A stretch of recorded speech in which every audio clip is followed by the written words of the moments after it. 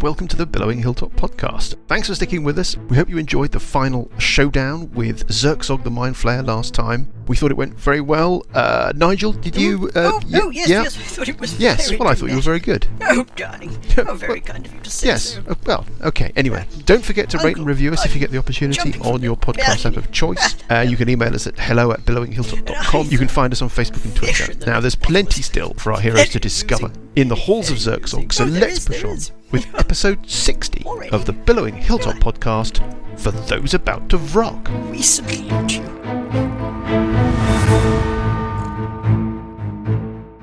Right. Good evening, readers. Good evening. Good evening. Take your usual spots. So, Mike. Yes. Mike, football or D&D? Well, at the moment, D&D. At the moment. Dan, football or D&D? Don't know. Graham, football or D&D? I'm having both. If you can only have one. What? But you can't only have one. Yeah, it's It's a strange just like- construction, Paul. What about, Paul, food or music? Yeah, I get you. Right. Food. I think don't you have to say food because otherwise you die. You could always hollow out a carrot and blow down. Yeah, food's not a good example. Well, you know what I mean. I know what you Music mean, yeah, or yeah. television. You could live on a drip. Oh, Music or television. Ooh, I'd watch music television. on my You can television. watch music on television. But you can only have one, apparently. Yeah. Yeah, You're also annoying. You're not playing the game. you started it. You're just so annoying. A colour. You Not can only really. have one colour. I think it's a good game. Because Alessandra. What? Well, you're about to open a door. What do you want to do? Your hand is hovering over the handle to this ornate white door. Do you want to do a recap? Anybody want to do a recap? I'm going to ask questions. Who's going to answer my questions? Just go around in turn. I'll answer the question, but Okay, can I Johnny, just ready? point something Football or out D&D? before we forget that we should heal up before we carry on exploring. He's so right. Otherwise, we'll have the That's same 40 mistake we did last time where we got 42 annihilated. years of I'll open the experience treasure right room there. door. Johnny, where are you currently? In the giant room. It's a circular chamber, 70 foot across, with a balcony. And zooming out, where is that? Where are you in terms of your That's adventure? in a sewer complex. Okay, and And, why are you here? Pass. Because there was Okay. a Mindflayer. note from somebody whose name began with T. Talarkin, I think, talking about meeting with the Mindflayer. And we've killed it. And we've killed it. Close enough. Yeah, okay, that'll do. And that's what we Fine. found out with Eligos. That'll do for a recap. You've dispatched Hang on, the are you going to Mindflayer. do a recap of a recap? There's a door in the Mind Flayer's kind of main chamber which you haven't opened yet. What do you want to do first? What do you want to do next? Alessandra is going to open the door. No! Rest first. Shoot her. Sure. No, we're going to rest first. Yeah. Okay. Yeah. Nice long rest. Nice long rest. Long rest. Wanting to press that long rest button. So you take a long rest. That is 8 hours, am I right? Am I right? That- Man. Takes you into further into Thump Day, the 25th of February. It was the early hours of the morning when you completed your battle against the Mind Flayer. So let's say that takes you through to about breakfast time. About halfway through your long rest. Well, I only need to take 4 hours because I have You're an the elf. trance ability. Well, good for you. There's a noise from through that door, like something's been knocked over or something has Which door? slipped, or the door in the The big treasure, chamber. to the treasure The room. door in the giant room next to the pool. Yes, the door in the giant room next to the pool. There is a sort of clatter. That's a much better word. There is a clatter within there. About halfway through, you've rested for about 4 hours. So we haven't taken a long rest. Well, I'm fully rested. Well, it's up to you. You don't have to do anything. You can keep going. I'm fully rested. Go and investigate. I'm going to go and investigate. Let's just do the long rest. Yeah. I'm going to go and investigate.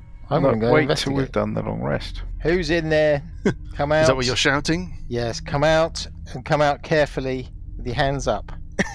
One false move and we'll pump you full of lead. So we're exploring without a long rest, are we? You do hear some movement from the other side of that door. It doesn't sound urgent. I'm going to open the door. In fact, if anything, it sounds hesitant. I'm going to open the door. Alessandra's going to open the door. Interact with an object. Is everybody happy that they are standing no, I'm not where they are happy. standing? I've got hardly any hit points. You reveal Carefully. a semicircular chamber that you're looking into only one part of. And facing you on the other side of the door is one of these creatures, one of these purple-skinned creatures. Yes. pointing a crossbow at you. It's one of the creatures that you fought in the caverns. These elfin, kind of delicately angular-featured, almost purple, dark grey skinned creatures. It's looking at you, and it's... Give me an insight check. It hasn't fired at you. Okay. Insight check, eh? I get a 14. You don't know if you can pick up any kind of motivation. Certainly nothing that you can kind of relate to. More, it seems to be basically burned out. It's sort of staring dumbly at you. Okay. Put the crossbow down and you can run away. No. You're not entirely sure that it looks like it knows what the crossbow is. It almost you get the sense that it's kind of pointing this thing at you because it feels like it looks scared, it looks very confused. I'll do that kind of like motion for it to lower the crossbow down. And I'll just try and speak calmly to it, which is, it's okay. Yeah, I'm not going to hurt you. It's all right. it kind of stares blankly at you. Another one comes wandering out from round the side where you couldn't see. And it turns out there are 3 of these things. Yeah. The one behind it nudges it, and it does put the crossbow down. They look like they just look like they're completely gone. Their expressions are vacant. Obviously, clearly they can recognise that you're there, but it doesn't look like they know where they are or who they are or anything. They just stare blankly at you. Yeah. Now the Mindflayer is dead. The Mindflayer is Oh, maybe. dead. What's They've in this been room? Controlled by the Yeah, let me Mindflayer, describe the haven't room to you. Why don't you beckon for them to come out and sit down? they? Well, I was actually going to see if there was any kind of like seats in there so they could take a seat and relax in there and possibly just shut the door. Chill out. Yeah, there's a fridge over there. Let you Get guys the finish your long rest. Yeah. Well, I mean, you could. These characters are not doing anything. Those of you who are halfway through a long rest, you've not been sufficiently disturbed to negate your invested time. Yeah. You can keep going while Alessandra deals with these characters. Yeah. Well, So we can keep an eye on Alessandra and have our long rest. Yes, of course you can. You can read. I think you can read, you can study, you can do all sorts while you're having a long rest. The main point is that you don't involve yourselves in kind of exertion. I think any kind of combat or anything that involves a skill check or anything like that might derail things. There's a desk, there's a couple of bookshelves, there's a chest. Mm-hmm.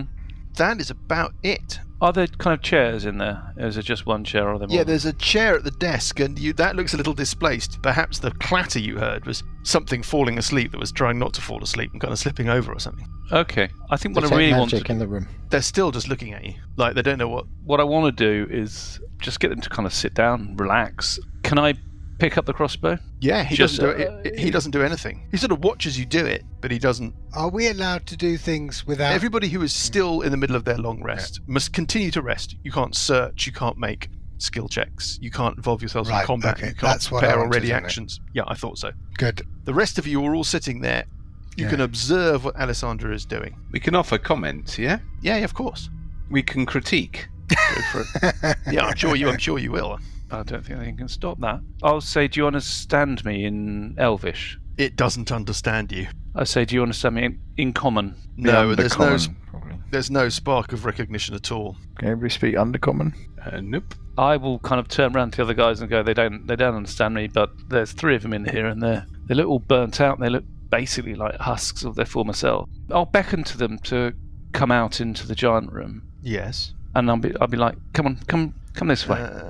Give me Sit a. down, not gonna eat hurt some you. Food. I'll kind of do hand, kind of sign like, as like, do you want some food? Kind of like to eat? Do you want something to drink? Yeah. Do So you're sort of. Do you you want use to sign language? Sign language, you know, for eating, drinking, sleeping. Yeah, gotcha. Everything's cool. We're not going to hurt you. Let's have a think about this. Can you give me a? There isn't a sort of communication check, is there? No. Just give me a straightforward charisma check. Ooh, charisma. It's a Straightforward persuasion charisma check. check. Persuasion is when somebody understands you and you're trying to make them do something that they wouldn't necessarily want to do. Whereas in this instance, it's more about how well can you communicate. You could make an argument for any of these things, Paul. If you make a decent argument for it, you can use the right ability. Can I use my ring of protection bonuses?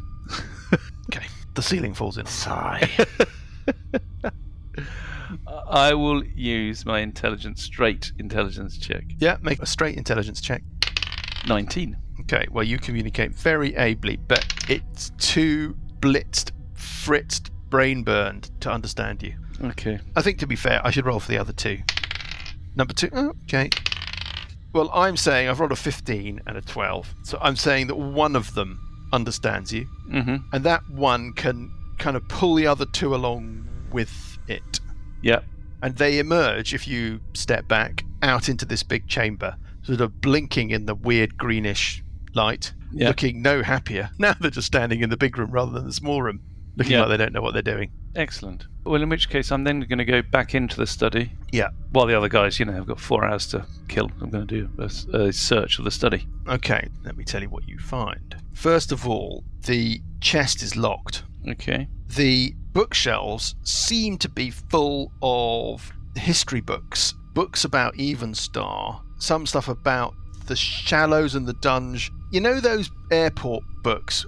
People who kind of purport to tell you the true story of aliens landing the world and burying the Ark of the Covenant under the Holy Grail. Those kinds of things. What you're talking about, Mike. Well, they're sort of they're history books. Yeah, they I know what you mean. Pose as history books, but they're really sensationalist. Don't be silly. There's quite a lot of that. There's quite a lot of populist literature around the Dunge and history and the city, but also some, respectable stuff. On the desk, one of those books is open. Mm-hmm. One page of it has been pulled out, and the Mindflayer, Zyrxog is the Mindflayer's name, by the way, for future reference. Mm-hmm. Zyrxog. With a Z. Or an X. Zyrxog, if I recall correctly. It looks like, it's difficult to work out. You don't know what his handwriting looks like. Actually, you do know what his handwriting looks like, because you've seen you saw the little scrap of paper in Telarkin's study. He has circled a word in a passage. I'll read you the passage. I am certain that there was once a great ocean west of the hinterlands, and one can only wonder at the magnitude of the cataclysm that left us with what we see now. Whatever destruction there was is so remote in time that we only see its weathered remnants, towering cliffs, and a seemingly boundless, verdant landscape beyond. I know other academics disagree, but this is my view. What most can agree on is that some 2,000 years ago, the Great Valley was populated by a race of beings under the rule of some malignant entity. It has been suggested that there was something in the nature of these people, some flaw, that made them willing subjects and allies of this being. I think this has been roundly discredited by our experience of those few individuals from the lands that wait that we have been able to productively interact with. The potential for evil and good lies in us all. It now seems clear that these people were dominated and drawn away from their peaceful companions and made thralls of this entity, and the word thralls has been underlined and circled. No firm record of this entity remains, though variants of the name Cheuth recur in the scant evidence we have. Whatever, this being is no longer among us.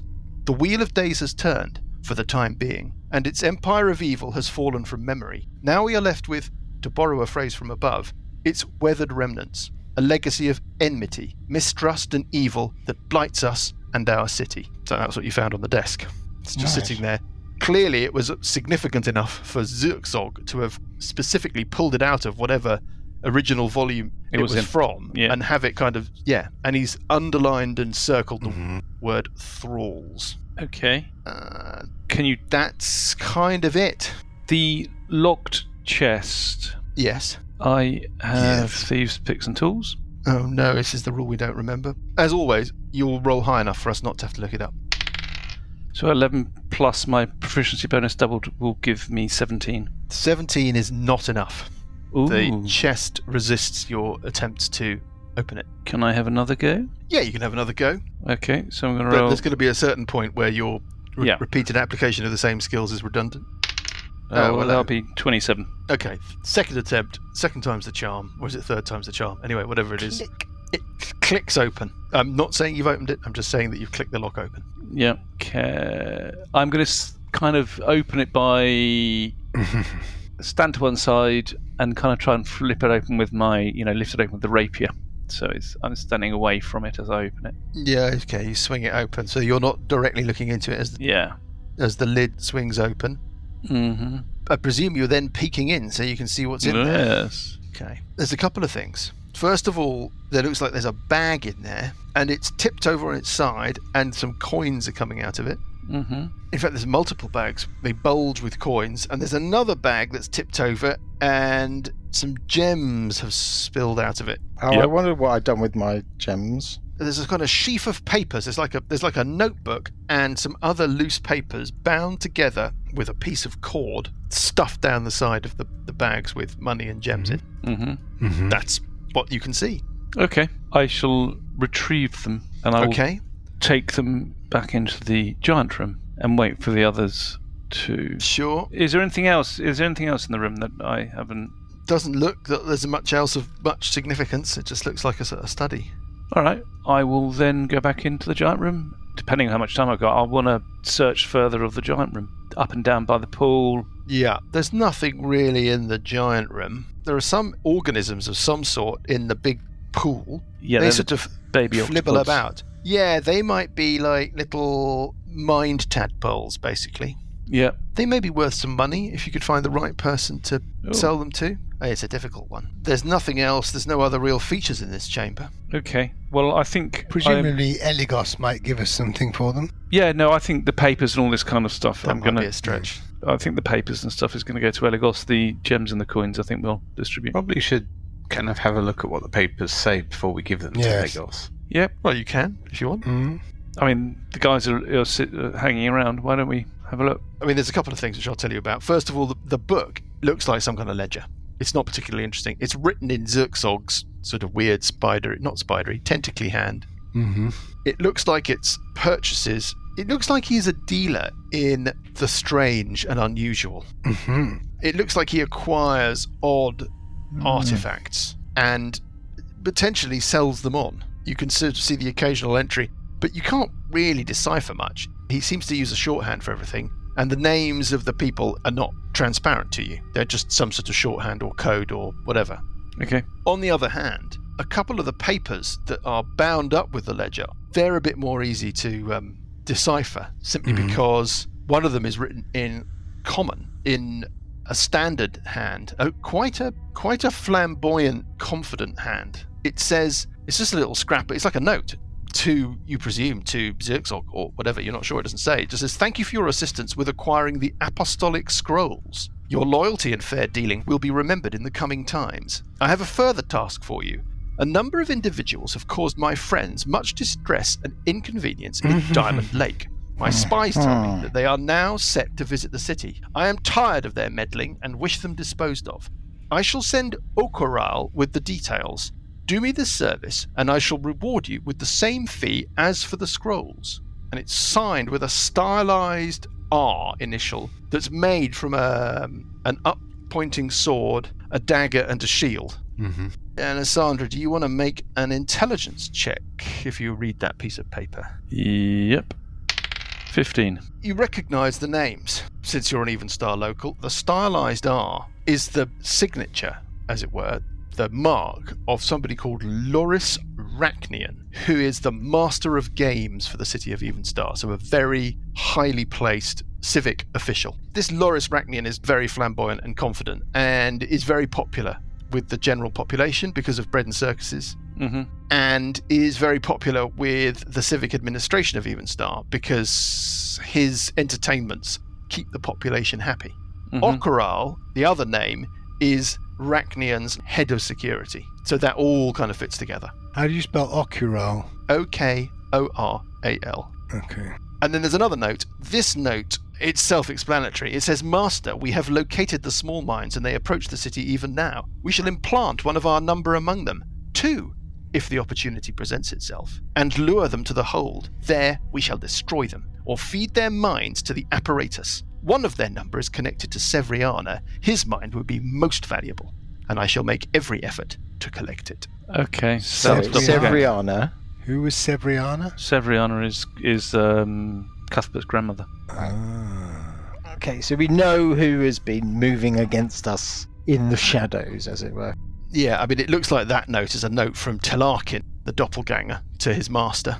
Yeah. It looks like it's basically an answer to the note that you found in Telarkin's possession. The other note looks like it kind of tells you 2 pieces of information, in fact more than 2 pieces of information, but clearly there's somebody at the top of all of this who is being nasty to you, or once you're gone. That is basically it. There are 950 copper pieces in one sack, 220 silver pieces in another, 300 gold pieces in another sack, 25 platinum pieces in a 4th sack, and the 5th bag contains loose gemstones totaling 1,500 gold pieces in value. Oh, nice. Searching anywhere else? Do we not use the museum? Friend guide storyteller? Are The you museum, searching possibly? anyone else? I will search the Mindflayer. On the Mindflayer. Well, when you search the Mindflayer, first thing you find is a key, Paul. To the chest. Yeah, it looks like it fits that chest. What else do you find? The Mindflayer has got a weird bottle in his possession. It's made of 3 joined spheres of glass with a flat bottom, so it would stand up on a surface, and a stopper. It looks like it's just like a 3-dose bottle of something, and one, it's down to it, only 2 spheres are now full of liquid. Mm-hmm. Yeah. Mm-hmm. Yeah. He is wearing boots of the elven kind. We're not going to get into all of this, whatever.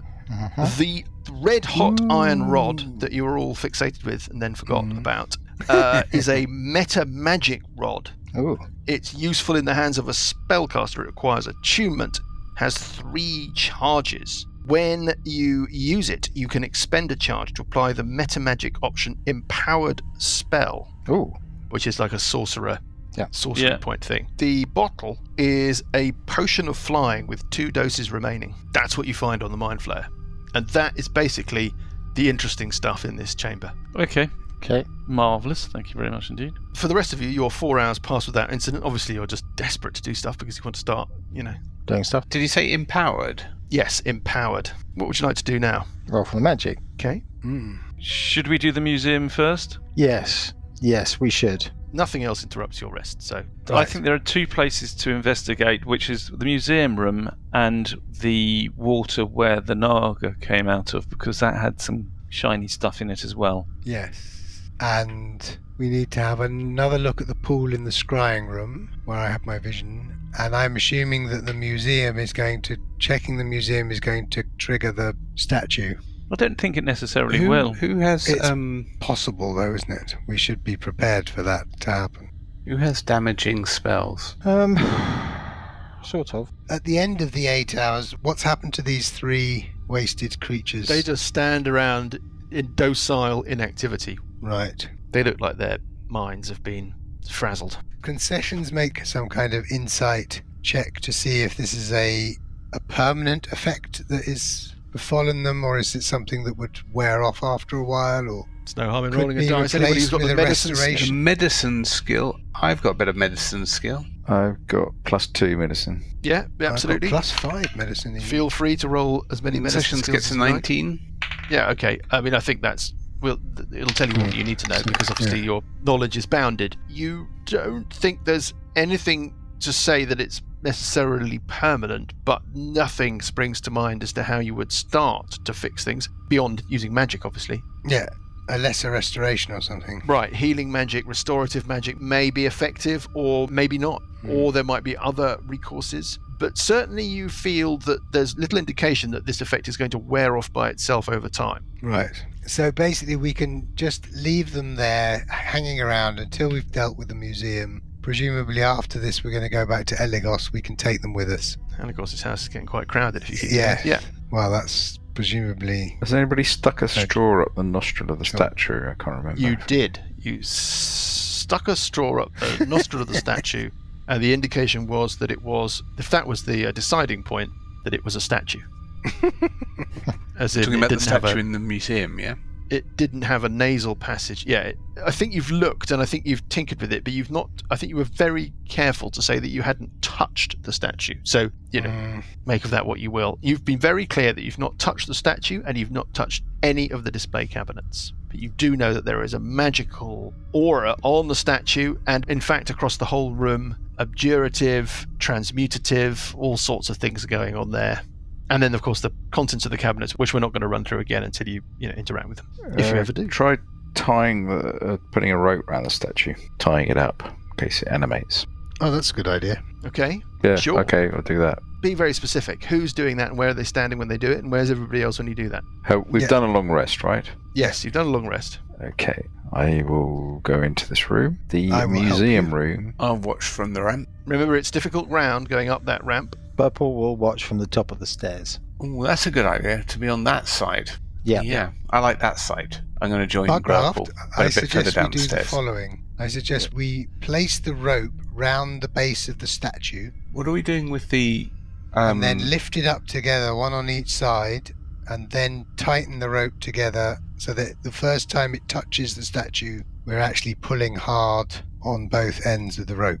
Remind me, Mike, And the then statue tie it Yes, radiates okay, magic, right? Do that. It does radiate magic, all sorts of different auras. And the whole room, in fact, radiates magic, which seems to be sort of connected to the aura around the statue and the display cases. Well, we're doing as Lucas suggested, sort of wrapping the. I'll take one side of this bundle of rope and Bugraff will take the other, and then we'll lift it up to around the elbows to lower arms of the statue, and then we'll pull it tight and then tie it up. Okay, stuff happens when you do that. I mean, as you probably guessed. At what point? Okay, the word that I'm referring to is the word disturbed. So I think that you looping some rope around the base of the statue, I think you lifting a loop around the statue but not touching it, or even drawing it in a bit, it's fine. Yeah. But the moment that you pull your rope tight, Yes. as it were, and constrict the statue, something happens. Yeah. What happens is that you summon a couple of things into the room with you, Okay. and they look like the statue, as it will not be in the least bit surprising. And the There are two statue of them. itself remains a statue. The statue itself remains a statue. On either side of it appear... yeah, I know. It's just fantastic, isn't it? Excellent. Let's shut the door and nail it shut. Yeah. Shit, what are those? Well, I will So I describe just, them to I just you. love being true to form. Demon Park and man. They appear and attack. Let me give you a quick description. Oh, sigh. They are savage-looking avian creatures, Yeah. vulture-headed humanoids with large, feathery wings, razor-sharp talons at the end of avian Type digits. 1 demons. Now called Vrocks or something. Yep. First The edition. first thing that happens is that one of them screeches. Can both Bugraft and Parker Yeah. and 10, 20, and Burple, I'm just doing a bit of range counting here, and Alessandra and Sessions, can all of you please make a DC 14 Constitution save? I knew you were going to say It's Constitution. just always Constitution. Constitution. I'm not good at Constitution, Michael. I don't like Is it Against something? something Is it frightening? It is not a frightening effect. Damn. I mean, it's terrifying, but it's not, Is it? Is it? Is it a charm uh, of any type? Let's find out when we fail. No, it's not a charm effect. It is not a frightening effect. How do we get on with our saving throws? Is Let's it go through. necrotic damage? No, it's not damage. Why don't we roll the dice? Uh-oh. Okay. I don't want Oops. to. Okay. What's it? DC? Uh-oh. Okay, I'm rolling, getting a Okay. a Sessions. fail. Obviously, there we go. Oh, It's 16! 9. Oh, Gonna roll. I hate that noise, Graham. 17. 15. Oh, Parker saves. Right, so the Purple two. failed. Yes. Purple fails, Alessandra fails. We're in a new session. Would you like to use your Ort dice to give yourselves another chance? Yes, I'll use my Ort dice. Okay, you roll the d20 again, add a d6. Yeah. 6. Oh dear, oh dear, oh dear, oh Getting dear, a oh dear. 6, rolling the d's. Well, you can't Getting get a 12. 12. 12 in total is not enough. No. And Alessandra, are you using your Ort dice?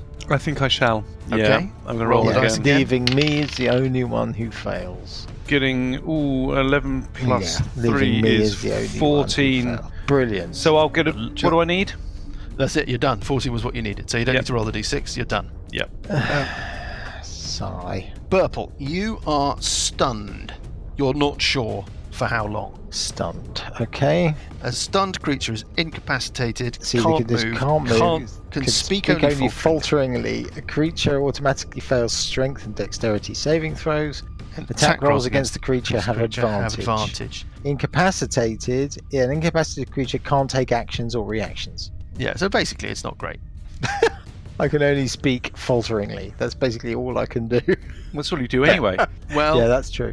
I can let's sing resolve what happens. faltering. Let's talk about the other one. The other one releases a cloud of spores. Awesome. Yes, of course. Now that I'm Around it. paralysed and unable to do anything. But the cloud Marvellous. of spores does not reach you, Burple. It Oh, okay. only affects Parker and Bugraft. Yes. Parker and Bugraft, can you make more, please? DC 14 Constitution saving throws. And this is this frightened at all this time? No, round? it's a poisoning effect if you've got any kind of Poison, our favourite condition. No. So I get +5 on the roll as well. 19, so I save. Okay, so you make it, but Parker, you rolled a Constitution, did you say? Constitution. Yeah. It's a 10. No, that wouldn't be. Hang on. Do I use my Ort dice for this? Yes, I will use my Ort dice. I want to make the save. Jesus. Oh dear. Just give up. Oh, well, even with a d6, that's not going to make it. So you are poisoned, Parker. God, and you've got disadvantage on attack rolls and ability checks. You're sort of coughing, reeling, and we will have initiative. Yay! Right. Just give me the numbers as we go round. And of course, for the initiative, I roll high enough. 17. Okay. Got 19 for Buggy. 19 for Uncle Buggy. 9 for Burple. Alessandra gets a rocking 7. Sessions gets 21. Okay, let's sort the board and start with Sessions on 21. It's your action. These things are sort of obviously screeching, looking belligerent, looking like they want to try and eat Parker and Bugraft. And the cloud effect, what did that seem to be? Well, it looks like Poison. spores of some sort. Decisions. This is the kind of sharp, immediate response that they were hoping for. Exactly, that's just what we're looking for. Okay, I'm going to cast Bless on 3 people within range. Range is... Oh, God. Hang on. Might have to shuffle forward. I shuffle a bit forward to ensure that I can get Uncle Buggy. So I'll do Buggy, Parker, and Burple with Bless. With a Bless spell. So they get a d4 extra on attack rolls and saving throws? They do. And You're aware I'm incapacitated and can't do anything, yeah? won't you get another saving throw at some point? Maybe. And then I will shuffle myself back to a suitable position, sort of at the bottom of the stairs, out the way. Bugraft on 19. This thing is looming over you in so right. many ways. I'm going to cast a protection from evil on myself. If it's a fiend, I'm guessing, aberration, celestial elementals, fey, fiends, undead, get a disadvantage on attack rolls. Gotcha. I Thank can't you. be charmed, frightened, possessed. Yes, understood. And then I'm going to, as a bonus action, I'm going to rage. Yes. And then I'm going to take out my great axe. And that's it. Parker on 17. You take the following poison damage at the beginning of your go. You take a d10 poison damage. 9 points of poison damage. What would you like to do during your poisoned action? I will do a Fist of Unbroken Air on this creature. It needs to make a DC 13 Strength saving throw. It rolls a 3. It fails that saving throw. Lovely. It takes 3d10 of damage. 3d10 of damage. 11 points of damage. And I can do another d10 of damage. Ooh, lovely. A 10. Lovely. 21 points of damage. Yes, that seems to And visibly shake it. Push the creature up to 20 feet away and knock it prone. So are you knocking it over on its arse straight in front of you, or are you slamming it into the wall behind it? Is there a cabinet in the wall behind it? Yeah, nice big glass cabinet full of stuff. Just down in front of me. It's pushed 5 feet away from you, and it just reels back, and it's knocked back on its heels, lying on the ground, hissing at you. Yeah. At the end of your turn, you can make another DC 14 Constitution save to remove the poison effect. Plus 1d4 for the bless. Oh, it's a natural 20. Yes. A natural 20, and you are fine. You have ended the effect on yourself, and it's them. Lovely. Just in time. It's them. One of them is on Bugraft. It's going to attack Bugraft. It is going to emit spores. Can both Parker and Bugraft make DC 14 Constitution saves again, please? 22. Save from Bugraft. 12 plus Save, 3 is 15. okay. That's a save. Yeah. And then the one that was knocked Don't need down the has got to bless. stand up. It uses 15 feet of its movement to stand up. And then it attacks Bugraft, who it's next to. At disadvantage? First attack with its beak. Hits armor class 16. No. And then a Talon's first Talon is a 1 and ends its round. It would have to gamble. I don't think it's got the brain to gamble around critical fumble cards and all of that rubbish. And we move on to Burple on 9. Burple, you are fine. Oh, really? As soon as these creatures have ended their actions, you are fine. So I will require, in that case, a wisdom save, DC 14 from the nearest creature, please. Rolling a 17 and saving. Cocking Of arse. course he does. It's a saving throw. It's my 4th level spell. Thank you. Well, there we are. And then Mike I and will the blue back away dice. a little bit. I'll back away just next to Sessions down the stairs. Back into the laboratory a bit. Alessandra on 7. Alessandra on 7 is going to do a crossbow attack on the one that Parker damaged. Well, that's fucking awful, isn't it? Yeah, that looks like a miss. Sessions on 21. I think I'll nip to where I can see the one that's on Parker, fling my tumbling dice at it. Does it make a saving throw? Yes. It rolls a 3. That's a fail. Has it been wounded? It has been wounded. I'm just checking that it doesn't have... Okay, yep, go for it. Oh, no, here we go. I thought so. It has advantage on saves against spells. So I'll roll okay. It fails that save anyway. So how much damage was that? 13 points of damage. It's looking not great. Bugraft on 9. I might take my bonus action and I'll invoke the crushing coin and I'll just give it a swing. Try and crash your magical coin into its feathery hide. Oh, 14. 14 is a miss. And it is Bugraft And then on I'll 19. just move myself back next to Purple. Sure. I'm going to attack with my great axe on The one that was... The one that's wounded been one? wounded? Yeah. Yeah, first attack. 15, is that a hit? 15 is a hit. Okay, I do Oh, that's pretty good. 16 points of damage, 2 of which is cold. It's a magical weapon, am I right? Yes.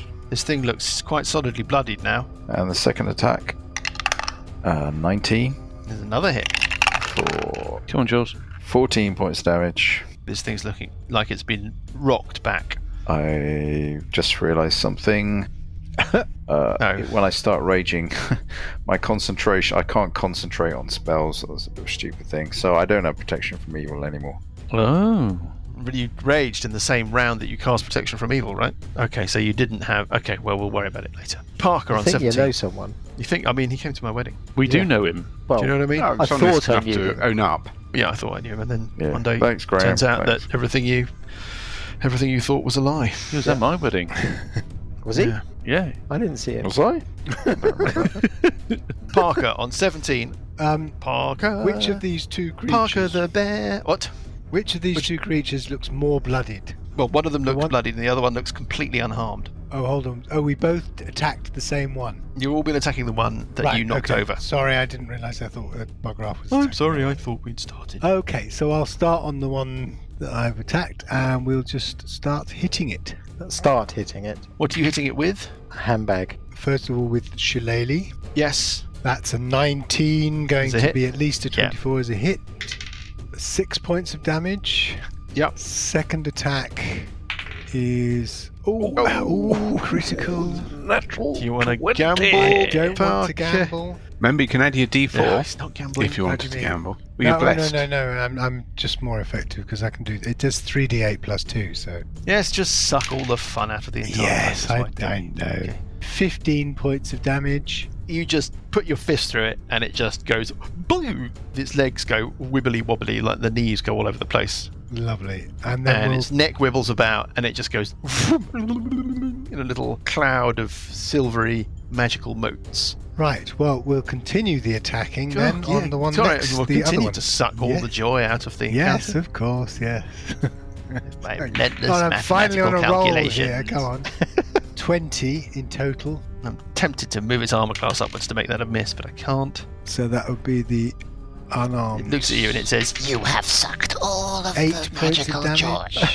another 8 points of damage. Yep, okay, And the gotcha. final roll from the flurry of blows is a 9 plus 6 is 15. That's a hit, yeah. 5 points of damage. Okay, so you've wounded it a bit, Yeah. and I hope you're proud of yourself. It, Yes. in turn, wellies into you. First attack, with its beak, rolls an 18, hits armor class 24, That is a hit, yes. doing 8 points of piercing damage, and then it attacks you with its 2 claws. Oh, blimey, it's got more than... First attack.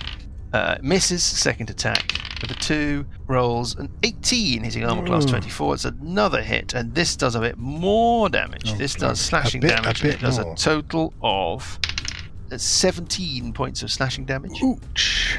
And it goes, And then, Good noise. Burple, it's your action on 9. Well, Burple will shimmy up the stairs and shoot it with his hand crossbow. Okay, yep. Is there a hit bonus from the bless? Yeah, D4. D4? Needing a 4, I think.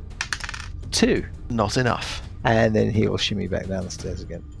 Okay, and then Alessandra on 7. Alessandra's going to move up. Crossbow attack. Hitting armor class 25. Yep, solid. Doing As a rock. 8 points of damage and then a further 13, so that's 21 points of damage. And then is going to disengage and move back. Oh, bit of spring attackage. Bit of spring attackage. Sessions on 21. I'll edge my way up the stairs to the point at which I can just see it. It's just looming over everybody in that museum room. Just this giant thing. It's just too big to be in there, if you see what I mean. It's just huge. Then I will swing the crushing coin down at it. That's my bonus action. Yeah. Oh, it's a 20. Do you want to roll? Do you want to gamble, Sessions? I always gamble. Okay, so roll again. You got your. You never know your luck. 13. Is a miss, I'm afraid. 4 points of damage. I mean, it's Disappointing. And I That is will... pretty disappointing. Oh, you know what? What? I'm going to use my luck. What? To re-roll Okay. my critical confirmation. I don't think... Can you go back beyond one dice roll? Oh, sod it. Of course. The you can. confirmation, Why? isn't it? Yeah? Yes, but I mean, you've rolled the damage. Okay, well, I Yeah, don't mind exactly. You rolled the damage. I mean, Yeah, you rolled that damage. Okay, Fine. let's move on. Nasty Try Mike. it on. Forgetting. Nasty Nasty Mike's back. Thanks, Mike. Dan, And for I- putting me thanks back on. for that. I'm Yeah. going to give him a bit of yeah. tumbling I'll dice. keep you honest, Mike. You can trust me. Don't worry. Bit of tumbling Yeah. dice on it. Can't trust you, Dan. You can't trust Sessions with his Dan's- spirit guardians and his projected image, and you can't trust We know that. We can't trust Dan because he's scaly. Johnny with his rage and Saving his throw? concentration spells. Pot kettle black. Here we go. Rolling a 2. Oh, fuck. And And What? the tumbling dice crushes down for another 13 points of damage. Nice. ooh, okay, it's solidly bloodied now, and we move on to Bugraft on 19. Oh, no, sorry, It's I right- shuffle back to the bottom of the stairs. Sessions, the person with just the most actions in any round, always. Bugraft? Bugraft has fallen asleep. Again, Johnny, wake If up. we say treasure room loud enough, he'll wake up. Johnny? Johnny. Sorry? I'm going to attack it Yes. with the Great Axe. Is I a hit. rolled And a D4. 16. Oh, okay. my 20 God. point of damage. Okay, it just goes, kind of staggers. And There's a miss. an 8 plus 1d4. It's not going to hit gonna hit anyway. anyway, no. And And it's Parker. This thing is now looking Parker. like it's not long for this plane. Chance to finish this thing off. It's reeling. Yes, he will try. Be very boring for you. 15. Yes, that's mechanical process continues. Yes, it's a hit. Mechanical process doing. Yes, First Take give us of all- one. nothing. Just give us the bare numbers. 3. No description. Of it. Yes.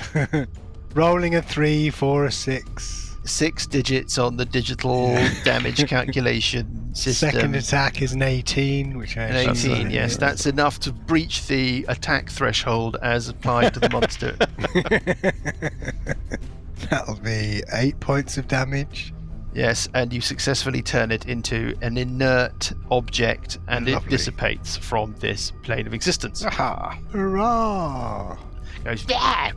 explodes in a big ball of feathers. great. Where's the magic? What In what would you have me do? way? What way? Right. What would you like to do? These things have been defeated. They dissipate when you destroy them. We would like to Take all the magic and run away. inventory the magic. Inventory the magic. Okay, well, I mean, if it is magic, I will tell you what you have. Has somebody got a pen and paper? Right, so we have Boots of the Elven kind. Yes, you've got the metamagic rod of spell empowerment. Yeah, You've got 2 doses of potion of flying in a bottle. yeah. That's what you found on Zyrxog. Potion of flying. I'm going to save you time. You've covered pretty much the rest of this complex of rooms. Yeah. You already explored, swum down in the Naga pool, and found the little sapphire, which is the elemental gem. Do you recall? Mm. The elemental gem I have. I don't remember if you distributed or what you've done, but I just wanted to just catch you up Yes, so we that you did. were. And you found some stuff. You found a mace and you found some armor Yeah. on the priestess that summoned the weird creature earlier. I've got the scale mail, or in my bag of holding anyway. Fine, so that's all done. And I can save you some time. You have not missed anything in those other areas. Okay. So we can just. Now let's talk about the museum. Yep. The museum has got loads of stuff in it. I mean, really goody. loads of stuff in it. Right. I will go through and I will tell you everything that you can know about these things by spending a little bit of time with them. So detect magics. Yeah, all of that kind of stuff. Yeah. Absolutely. The magical aura around the statue that seemed to be linking the statue with the room and the thing, that's now dissipated. Cool. So you can feel pretty Right. confident that that was a magical trigger effect that summoned or conjured these two creatures. Yeah. Okay. I reckon it was a magical trigger effect. Yeah, me too. Did it Display summon the case creatures, 1. you think? There is the preserved head of a juvenile black dragon. The eyes are glowing a faint green. You think it is of curiosity value only. And in terms of financial value, I mean, you wouldn't know looking at it. But it doesn't seem to have any practical or magical application other than what it is. It's like a decorative thing. Okay. There is also an odd black metal cage covered in thorns with nothing inside. It's not magical. Again, the struggle to find a financial value for it. There is a magical dagger, a +1 dagger, lying on a large velvet pillow. The velvet pillow is not magical. Okay. Case number 2. The top shelf. There are 4 blank books labelled Unspeakable Tome, and the books themselves are non-magical and they are blank. There is behind them, hidden, a magical book with a black leather cover that is unmarked and untitled. You cannot tell what magical effect the book has. Book of Vile Darkness. Even spending some time. It's The Book dodgy. of Vile Darkness you've heard of. The Book of It's Vile very Darkness dodgy. is a legendarily rare artifact of extreme Mhm. power. Yeah. It could be the Book of Vile Darkness, there's only one, or it could be something else. But trying to attune with it, trying to sit with it, trying to determine its magical effect, it all comes up blank. You just feel like you just got to open the thing and read it. Okay. There is a bronze griffin figurine of wondrous power. Oh, There are 4 jars, each containing the preserved eye stalk of a beholder. They may have some financial value, again, really only as curiosities, or potentially as spell components if in the right circumstances. Case number 3. The statue of a pseudo-dragon you think actually is a pseudo-dragon that's been turned to stone. Okay. The top shelf contains a stuffed doll of Burple Herpish, pierced with 20 spikes or spines, some sort of organic spines from a monster or creature or something. Is it magical? No. Okay. Mm-hmm. That's a bit scary. Yeah. There is a 4-inch thick tome wrapped in chains sitting next to the doll. The tome is animated. It's trying to escape the chains. If you can get it to sit still for long enough, you can't determine if it has any other properties. But it feels like it's got a strong, evil, magical aura. Yeah. On the bottom shelf, there is a scimitar. Yeah. This is going to have to be Sale of the Century Christmas edition or something. well, there's a lot of guff in there. It's a +1 scimitar. Yeah. When you are attuned to it, your hit point maximum increases by 1 for every level you have attained. Okay. It's quite nice. Yeah. And finally, there is a periapt of health. I think that's what it's called, the thing which stops you being affected by diseases. Okay. And those are the results of the Norwegian jury. How are we going to roll for magic? Dare I ask? Well, let's get into that in a bit. The only things that you've not fully interacted with are the scrying room with the pool and the brain room, which obviously you've just sort of shuffled through. What would you like to do? Are you going to hang around? Are you going to interact with anything? Or are you going to leave? Are you going to divide your spoils here? You're going to head to see, I don't know, what do you want to do? Spoils. What? Well, there's another 2 rooms. Not going to have any magic in. Really? Oh, that? We should check the scrying room and the laboratory, I would have thought. Yeah. So the scrying room is less threatening. I'll detect magic in there. There's a strong divination aura on the pool. I assume when I go and look back at the... When you go back into that room, Parker, if you do, there is no I instant don't vision get a as you second look at it. inch. No, Yeah. Any other magic traces in that room? no, Search it physically. nothing. Okay. Has the Mindflayer got a weird buckle on his belt? Yes. I'm going to take that. It's the tentacle. It's its symbol. It's Zyrxog's personal sigil. I'll take that. Okay. Anybody else going to do anything with the scrying pool? Well, we could have another look, I suppose. See if someone else sees something different. Yeah, I'll have a look in it. Okay, I mean, you're the first person other than Parker to look in it, and it's just a pool, if you stand there and look at it. Okay. There are benches on the walls. Are you supposed to sit on a bench and look into it? Yeah, I'll try that. Try that. If you sit on a bench and look into the pool, Burple, you can see into Larkin's throne room. Right. Oh, right. It's empty. Nobody's moved in while you were out. Oh-ha. I'm going to chop off Zyrxog's head and stick it in my bag of holding. Yeah, okay. What else have you got in that bag of holding? Now that we know that they're really actually quite small. Papers. Okay, fine. Adamantine armor. A full suit of armour. Yeah, a piano. Yeah. Wolverhampton. The next two things we need to do are A, divide up the magic, and B, go back to Eligos and report back effectively. Okay, let's divide up the magic. Mike, over to you with your extremely simple and easy to use system. Yeah. Well, I can't remember the system, to be honest. Extremely complicated. What are you rolling for? What are you not rolling for? I think anything that's not magical we'll put into a stick pool to one and sell side. it. And But for example, the weird evil book that's chained up, are you rolling for it? Is that included, No, or are you... Right. Would you like to roll for the weird, mysterious black book? It's a tricky... The one that you can't identify or attune to or understand anything It's about? evil. It's not evil, no. It's not evil. We don't know what it does, so let's put it to one side. Right, okay, so your list of magical items are adamantine scale mail, a mace of spell storing, an elemental gem, a +1 scimitar with a hit point boost, a +1 dagger, the bronze griffin of wondrous power, the metamagic rod, the boots of the elven kind, the potion of flying. Is that correct? Yes. Yes. I'm now going to tell you how many magic dice you've each got. Burple, you've got 10. Buggy, you've got 5. Sessions, you've got 4. Alessandra, you've got 8. Parker, you've got 5 dice each. Who wants to allocate how much to which item? Let's light up the board.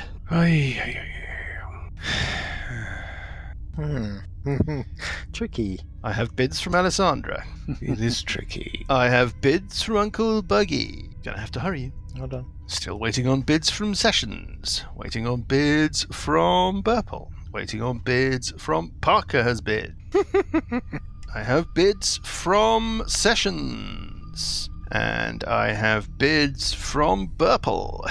Okay, I have all the bids. Let's roll for some magic. Number of dice bid for the scale mail, no dice. Number of dice bid for the Mace of Spell Storing +1, 4 dice from Sessions. Sessions wins the Mace of Spell Storing with an unopposed roll. Is that the way it works? Yeah. That we Elemental roll when gem. he gets extra for that? What do you mean, extra 4 dice over and above what? I don't know. I thought we rolled and he got more dice or something. No, you roll the dice that you bid. Yeah. You've got a number of dice, you spread them amongst all the items you want to win. If you really want to win something, you put as many dice as you can against that thing. There's not everybody rolls 10 dice, but Sessions rolls 14. It's not, no. You only have the dice you have. The elemental gem, no dice. The scimitar, 2 dice were bid by Burple alone. Burple wins the scimitar. The +1 dagger. Got a load of dice. +1 dagger, no bids. The figurine of wondrous power. Buggy bids 5 dice. Burple bids 6 dice. Let's roll the dice. What dice are we rolling? D6. I almost went for the figurine. I'm glad I didn't. 19. Total of 19 for Buggy. It's a good roll. Good roll. It's a very good roll. Burple with 20. Fuck it. 20 That extra for dice. Burple. The one on the extra dice. Okay, so Burple with 20 wins the figurine of wondrous power. The metamagic rod, there were no bids. It stays in the pot. The boots of the elven kind. Hello. Burple bid 2 dice. Alessandra bid 8 dice. Parker bid 4 dice. Let's roll those dice. 46. Not worth it. 14. Right, come on, Alessandra. 1s all the way. No, okay. Alessandra rolls 26. Alessandra, unsurprisingly, wins the boots of the elven kind. The potion of flying, only 1 dice was bid, and that was by Parker. Parker gets the potion of flying. Oh, lovely. Okay, Oh, well done. That's a consolation prize. Okay. The items that you've not allocated, that nobody bid on, are you sticking it in a sort of general slush pot that you might sell, or...? Yes. Okay. Everything else goes in the pool. Yeah, into Uncle Buggy's back holding. Yeah, I'll look after it.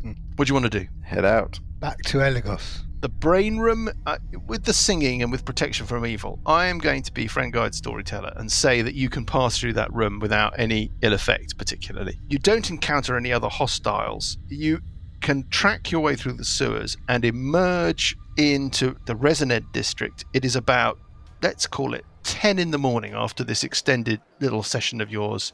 The streets are sort of tolerably busy. If you head to Eligos and her house in the Street of Fountains, you get to the gates with the tropical eternal spring gardens behind them. It's a crisp, late fumulary day. The sky is a vault of blue above you. Bonce Bomper Umper her elderly manservant, has clearly been waiting for you. He hurries up, swings the gates open. Oh, I must alert my mistress immediately. She said that she must know immediately the moment you arrive. Follow me, follow me, follow me.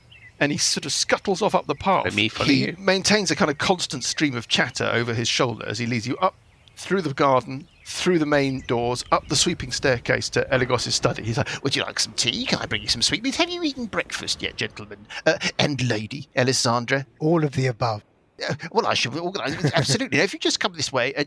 he Full ushers English. you into Eligos' study, and she is looking at you very keenly. She says, you have returned. And if you have learnt what I think you may have learnt, we must have a conversation. She's sitting there with the elven girl that you rescued from the caverns with the zombies. The one that seemed to be the most kind of mentally present out of them. She kind of gestures you to sit down. She says, I have been speaking to this girl. Her name is Gweep Speakweasel. She's blocked out much of her experience, but she had been taken to... She tells me about a chamber with a giant sculpted brain within it. Does that make sense to you? I think she's been in these caverns for weeks. She must have unusual mental fortitude. She was chained up in that room for an awful ordeal, an extended period. But she did overhear a name in a conversation with an entity that she just refers to as the creature, and a visitor to the caves, a human, that she heard the name Okoral. And that told me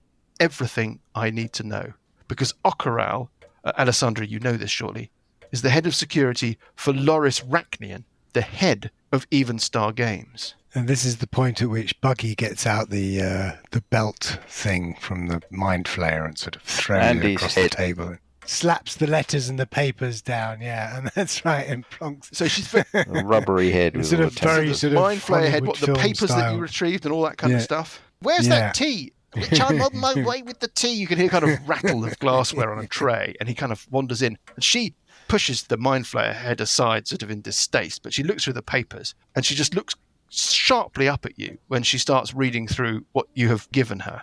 By Ord, he has the Apostolic Scrolls. This is a disaster. What are the Apostolic Scrolls? Well, they were created by Kios himself. Right. For what purpose? That is not clear to me. I know little bits here, little bits there. What I do know is that they contain, or they are meant to describe, the process for creating a gargantuan undead creature called the Ulgostasta, a giant, like an undead, I don't know, an awful undead Leviathan, an awful undead Worm, perchance? All I know is that they are able to swallow their victims, create powerful undead within themselves out of those victims' bodies, and then spew them back into the world in enormous numbers. This seals it. I've often wondered about Rachnian. This must be investigated. We must find out what he knows, but we must be very careful. He is very popular in the city. He was a gladiator. In the arena, she kind of gestures out of the window in the vague direction of the Even Star, the great Even Star Colosseum. He retired years ago, but he established his power is based on the games of Misrule, the games that start at the end of this week. So what do you surmise he has planned? You think he has something planned for those games? He must be connected to Kios. He must be connected to some awful scheme. I'm not sure. We need evidence, but of course we cannot confront him directly. He's too popular. He's too powerful. Hiding in plain sight is probably your safest strategy. We need a way to find out what he is up to. And with that purpose in mind, at which point you hear the clatter of hooves outside the window. And she looks out. She says, "Oh, he's here. He's here. I have called in you're doing a friend of mine a favour and my friend is doing me a favour. Let's just drink our tea, and you will sit there in awkward silence while you hear the gates open, then the echo of footsteps inside the building, and then this chap bursts into the room. He's very thin, he's bald as a coot, he's got bright, active, friendly eyes. She says, "This is Garth Southportal, an old acquaintance of mine. He's a merchant and he's a theatrical agent. He has always wanted an opportunity to run a team of gladiators in the Games of Misrule. Oh, brilliant. And I have organised it so that he may purchase a licence. I would say that if we wish to discover what Rachnian is up to and what he is doing inside that Colosseum, that the answer is for you to enter the Games of Misrule as a gladiatorial team. Oh, yeah. For you to seek glory, but between your bouts, between the rounds of the tourney, to investigate Rachnian and his Colosseum. That is what I think we should do. We will find out about how you may or may not enter the games, what your fortunes will be in the games, what name you pick for your team should you enter the games, and who you should appoint for your leader next week. Oh, fabulous. Brilliant. Wee. I vote Buckcroft as a leader. Yeah.